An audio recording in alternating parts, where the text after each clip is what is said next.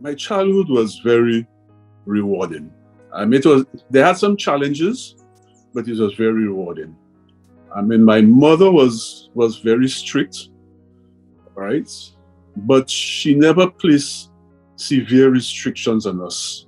We were able to play, and she took care of us. She took care of us. I think she gave us what can be considered a very well upbringing. Right? We didn't have much, but she ensured that we have the basics of life, because she had family in Soufrière who would send food, things like food for her, fish, meat, in those from Soufrière.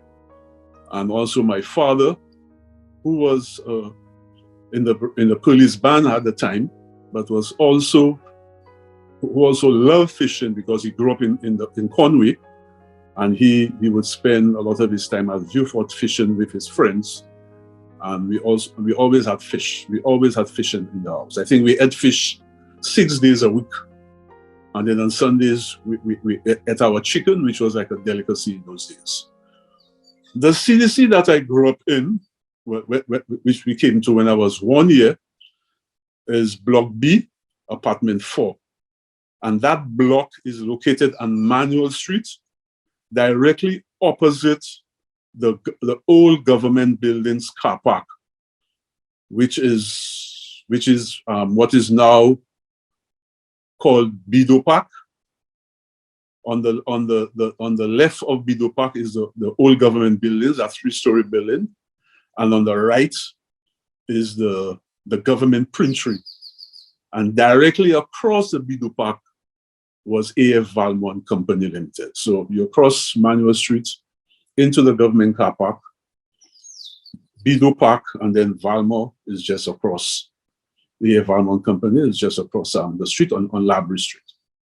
I grew up in Block B, which was, if I ever put it, an enclave, meaning that it was surrounded by other CDC buildings. Block F, which was to the south, Block C, which was to the east, and to the north was Block DS, which is the CDC's on Jeremy Street, facing the Castries Market, and which extends all the way down to Coral Street. There are 3 sections of that. I think Block DS, ES, and FS.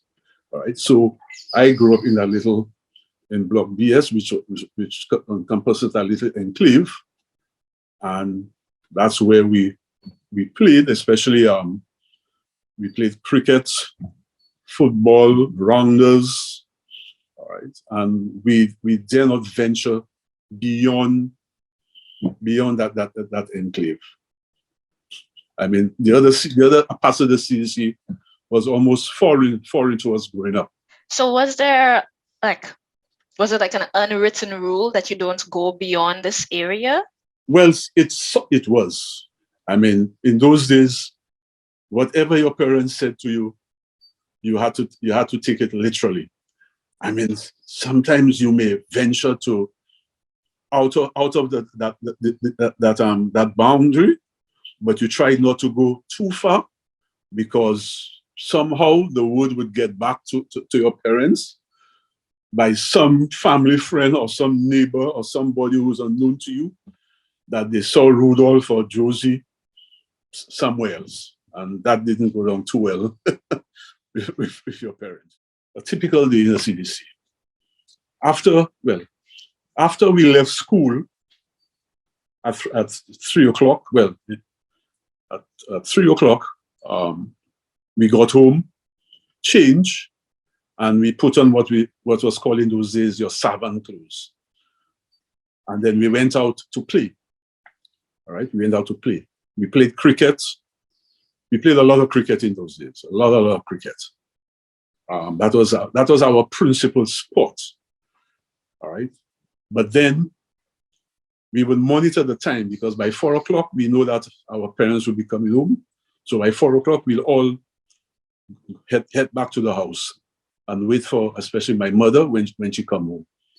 When she got home a little after 4, she would give us something to eat, like a snack, and then she'll ask us to go on. We can go and play. All right. But then we had to be back in the house by 6 o'clock or before it got dark, whichever was earlier.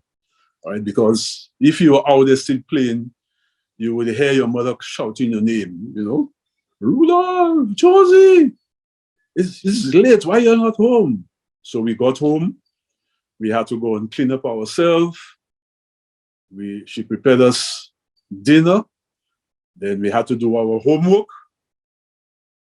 And by 8:30, we went to bed. Because in those days, we didn't have television. All right. A few of our neighbors had television, but we didn't have television in those days in our house. So the way we entertained ourselves was, my mother loved music. So she had what was called a gram, which was the stereo system was just coming into being. So I remember she bought this gram, 2 speakers at Clarkson Company, and she always used to buy a lot of records. So on evenings, we would play those records as a form of entertainment. During the day, during the week, or on the weekends, when it was raining, myself and Josie would entertain ourselves by playing a lot of board games, checkers, snakes and ladders, dominoes, a few card games like Romy 500, Go to Park, and then we use our hands to make a lot of things because our parents couldn't afford toys for us, so we created a lot of things for ourselves to keep ourselves occupied. Did you have a lot of friends growing up? I got a cadre of friends, especially when I went to college. I didn't have many. I mean, I got popular, but like the Mighty Sparrow said, my friends were few, but well chosen. In fact, the friends that I had in the CDC were those friends that I grew up with in the enclave that I mentioned, right? And when I went to school, I met other friends who were not from the CDC area. One of my closest friends, up to the point when we left college, was Petrus Papo Compton. He's now a lawyer. At one point, he was the Attorney General in Kenny's administration. There is Neil Poppy Paul. I think he now lives in Barbados. But I met Poppy when I went to college. There were the Philosians at the time who lived on Jeremy Street, the 2 brothers, Ashley and Brian. But the Philosians and Papo, we met from Anglican school, infant school, together with people like Patrick Procky Vincent, who was a chemical engineer and lives in Miami. And most of these guys remained my friends until we entered college around 1968. These were those that I knew until when we left Block B and went to live in Block R. And then I was able to meet a lot more CZ, because in those days growing up, even when I went to live in Block B, I never really lined with the boys in the CDC. I had these friends who I lined with. I remember an incident one day. My father sent to call me. Well, at that time, the police band they had the barracks on Bridge Street, which was recently demolished a couple of years ago. So when he summoned me, I went up there, and then he said to me that he got a report that I was a leader of a gang in the CDC, but I do not line with them, but I was issuing orders to them. And I was like, what is he talking about? Because in those days, I never really lined with the guys in the CDC. Like I said, I lined with those friends of mine. Most of the places I lined with was when the Philosians moved to Upper St. Louis Street, close to the chaussee. And then Papo lived on Waterworks Road. So I spent a lot of my time. In fact, a lot of us believe that Papo and I were brothers, because you see him, you see me, you see me, you see him. And then when he gave me the story, I mean, tears came down from my eye, you know. So when I left there, I went to my mother who worked at the Burgas building on Brazo Street, opposite which is now, which was in those days Columbus Square. And I told her what the situation was, and she said, "Okay, Rudolph, in the future," because at that time my father wasn't a permanent fixture in our household, and she said she will not put me through that situation, because I was the one that had to go and get the monthly allowance for her. And she said she would not put me through that kind of situation, so I would stop going and see my father in the army. If he wanted to come and see us, he would have to come to the house. One gray area in my life had to do with the relationship with my dad, which deteriorated sometime after, to the extent that for 5 years we were not speaking. And even when I went to A-level college, and he was teaching music at the A-level college at the time when Dimple Lucy was the principal, we didn't speak. We didn't speak. All right. But over the years, we bridged that gap. Because one thing my father, in spite of the person that he was big on education. Big on education. Because I remember when I went to college, I entered college in Form 1B. But after the first term in 1B, in fact, when I went home, the day that they assigned us to our classes, those who had passed the common entrance, and my father told me, "What form are you in?" I said, "I'm in 1B. He said, "You in 1B? Man, B is not good, you know. It's not good. You're not even in A."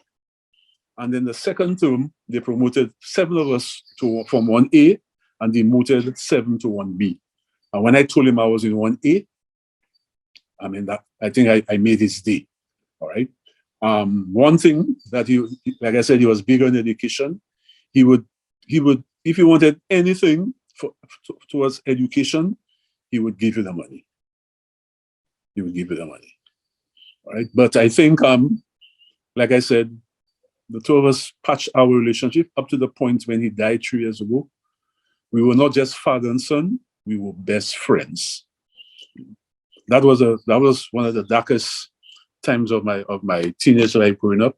But I was happy that we were able to patch that up, you know. And I would say to a lot of young people, all right, do not wait when loved ones die to go to the church and the cemetery and cry and say, "If I knew." Do it while you and they are alive. It'll purge you and make you a stronger person. So looking at your time in the CDC, what would you say was your favorite part of it all? Well, I think, like I said, grew up in the CDC, all right? Cricket was my favorite sport. And a lot of the young people in the CDC, you know, they relied on me to organize a cricket game, especially on a Sunday or Saturday afternoon. All right. That was I mean, if Goggles didn't put a hand or organize it, nobody would want to play cricket. If I wasn't there, especially when in those days we went to Soufrière for summer vacation or Christmas, when I wasn't there, nothing happened. All right. Very few sporting things happened. In those days, we formed the CDC Sports Club. And so we did a lot of things together. All right. We had a lot of what we call fundraising parties, and especially at the Menals. Then we even ended up building a clubhouse. We attempted to build a clubhouse. We got financing from the government through the era representative, the late George Mallet. Josie and one of the Menals had just left yes, after Lewis Community College in building construction. So they were our supervisors. And to the extent that one day we were putting up the roof late one evening, and then the walls of the building started to expand because we didn't scotch the building. So we quickly had to get some timber to prop up the building, prevent everything from crashing down. And where was the building? Where were you setting it up? The building is at the back of the CDC where the CDC court is presently. Like I said, I love cricket. It wasn't a very popular sport in the CDC. When I got to my teenage years, we played a lot of volleyball. There was a volleyball court.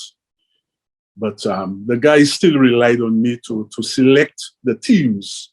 Even when we formed a CDC club, I think going back in 1973. All right. I mean, a lot of the guys sort of looked up to me.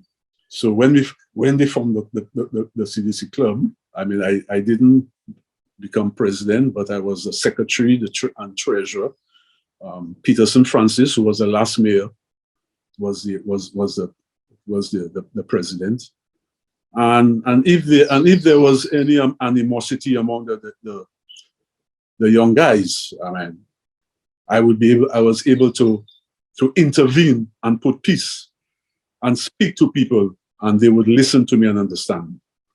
Because I think nobody wanted to have any kind of confrontation with me because they know I was a no-nonsense person, but at the same time, I was very nice when I was in a very good mood. You keep hinting at these the very nice part of you, but very stern side of you as well. Yeah, because I mean, like I said, when I was growing up, I didn't want to get into trouble.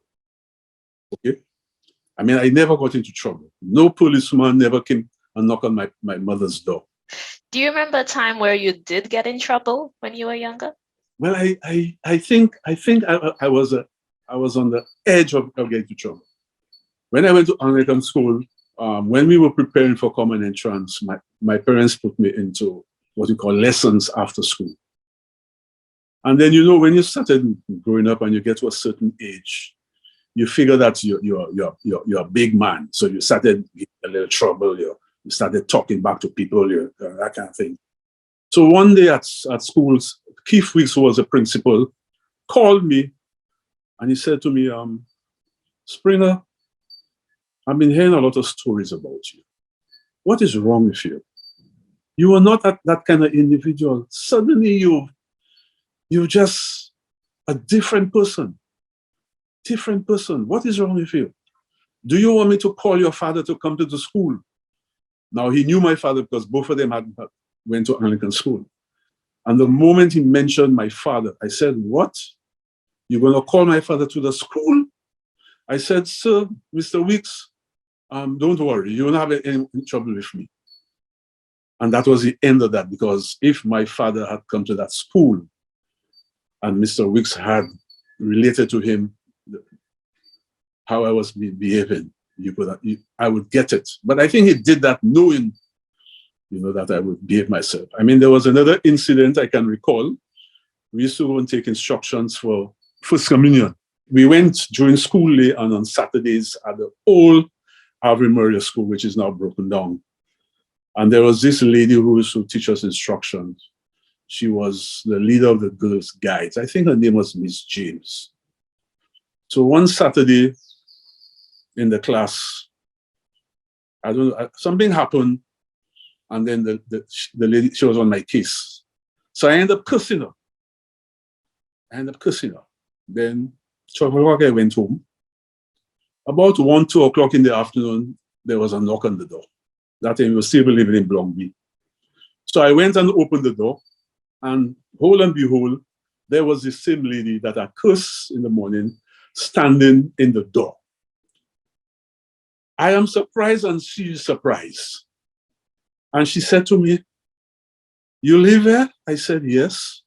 She said, Mr. Springer is your father? I said, yes. She said, well, I just came to see Mr. Springer. I wanted him to do some picture framing for me. And Mr. Springer is your father? I said, yes. And she looked, and I'm starting to tremble. I am starting to tremble. I mean, I could have pissed in my pants.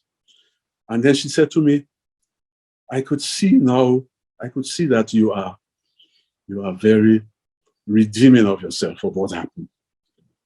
And that you have now learned your lesson. So I will leave that between the two of us. I will not tell your father what transpired.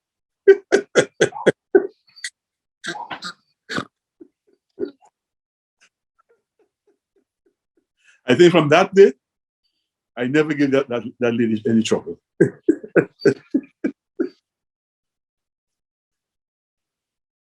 I left the CDC the year of Hurricane Thomas, 1980.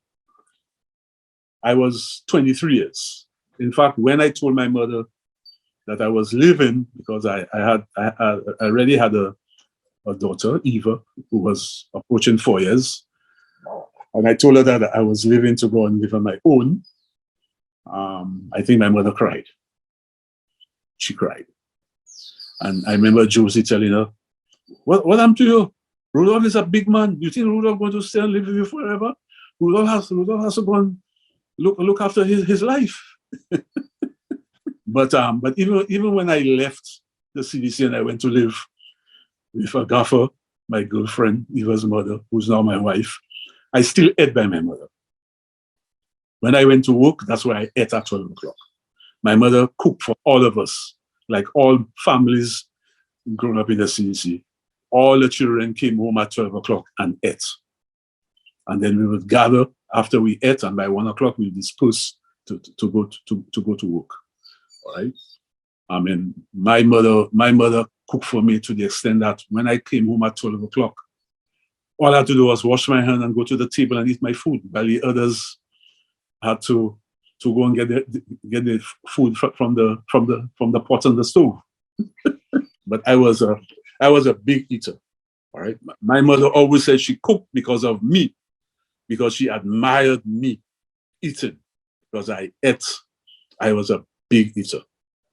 There was one incident, 12 o'clock, Josie came calling, Rudolph, you ate all the food. I said, how you mean I ate all the food? But when Mom said you ate all the food, and I remember Peterson Francis, the mayor, Sleepy's, was saying, Goggles, you mean to tell me you ate food for 5 people? When I went to work at Caribou Hotel, all right, just before independence, 1979, they fed us at Caribou Hotel. But when I came home at 5 o'clock on afternoons, I had to eat. I ate by my mother again. And then now, when I went home, because I was living at Bishop's Gap, I had to eat because I couldn't tell a gaffer that I ate by my mother and I can't eat her food. So I ate 3 solid meals a day. My friends always used to tell me, and even today some of them said to me, boy, Goggles, we will clothe you but we will not feed you. Yeah, but the CDC that I grew up in was a fun place.